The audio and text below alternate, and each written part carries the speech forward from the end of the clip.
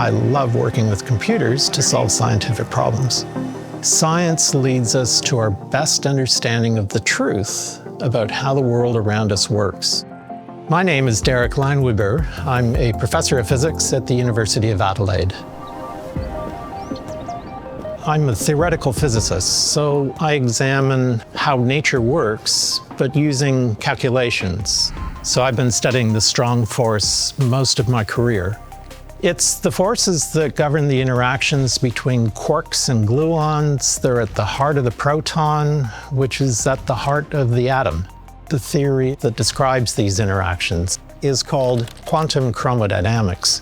So this is an area of science where you have tremendous interplay between theory and experiment. The other thing we can do is dig in and actually see the chromoelectric and chromomagnetic fields. So by studying first principles, we want to take the theory, we put it on a supercomputer, and we actually simulate that theory. And then we can suggest to experimentalists, well, we think this is going on, so you should go and measure this. So yes, we become very comfortable. So over the past 30 years, there have been developments both in the technology, but also in the algorithms. It's actually the two working together that have allowed us to make the progress that we have. We've been able to point our finger at these most fundamental aspects of these ground state fields as giving rise to the mass of the proton, and in fact also confining quarks to within the proton.